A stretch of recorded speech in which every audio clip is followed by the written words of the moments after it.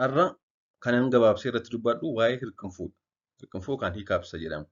Hirqinfuun mallattoo jireenya keenya guyyaa guyyaa keessatti nu mudataa ooludha. Innis miira hin taane namatti akka dhaga'amu gochuurra darbee nama biraatti gaafa ta'u miira hin taane uumuu danda'a.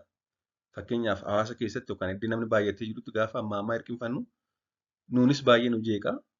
Namni bira jirullee ni jeeqama jechuudha. Haa ta'u malee immoo hirqinfuun wantoota guyyaa guyyaadhaan yeroo hedduu nu mudatan keessaa isa tokkodha. Mee wanta kana maaltu fida? Akkamiin ofirraa dhaabuu danda'u?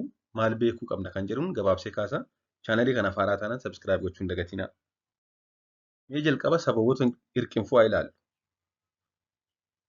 Walumaa galatti hirqinfuun kan uumamu sababa maashaa hargansuu kan ta'e diyaafiraamii jedhamu kan laphee yookaan qoma keenya garaacha keenya irraa adda baasu fedhii malee kottoonfachuutiin kan uumamudha. Laphee keenya kan garaa keenya irraa adda baasu maashaan diyaafiraam jedhamu jira. Maashaan diyaafiraam jedhamu kun immoo fedhii malee yeroo inni kottoonfatu, yeroo inni kontiraakt ta'u sagalee uumamudha jechuudha. Sababoota hirqinfuu fidan keessaa kanneen gurguddoon tokko garaachi afuufamuu yookaan garaachi guutuudha. Garaachi fakkeenyaaf nyaataan, alkoolii fi qilleensaan yoo bokkokee diyaafiraamiin akka kottoonfatu godhee hirqinfuu fiduu danda'a. Akkasumas alkoolii yookaan tamboo baay'isanii yeroo tokko fayyadamuu, alkoolii yeroo dhugan nafa dhuguu, baay'isanii dhuguu, tamboos akkasuma. Rakkoo sammuu keessatti uumamu kanneen akka rakkoo dhalootaa darbee immoo reerlii kaanseriin sammuullee kana fiduu danda'a. Garuu inni guddaan isa kana miti. Garbiraan immoo infekshinii sammuu rukuttaa yookaan balaa mataarra ga'u. Infekshinii naannoo maashaa diyaafiraamii jiru. Naannoo diyaafiraamii maashaan jiran yeroo infekshinii godhatanii dhibeen garaachaa fa'a kana fiduu danda'u jechuudha. Akka waliigalaatti kan yeroo baay'ee dhibee hirqinfuu fidu dhibee garaachaa, garaachi afuufamuu yookaan bokkokuu, nyaataanis haa ta'u, alkooliis haa ta'u, qilleensaan akkasumas alkoolii fi tamboo baay'isanii fayyadamuu, infekshinii qaama keenya maashaa naannoo diyaafiraamiitti argamuu fi kan kana fakkaatanidha. Malee isheen gara sammuu hojii wal qabattu kun reerliidha. Akkasumas inni kun yeroo dheeraaf kontiineesii nama hirqinfachiisa hin dhaabatus. Akka hubachiisaatti hirqinfuun hedduunsaa garri caalu jechuun parsantaa 90 ol kan ta'u yeroo muraasa qofa nu hirqinfachiisee bada.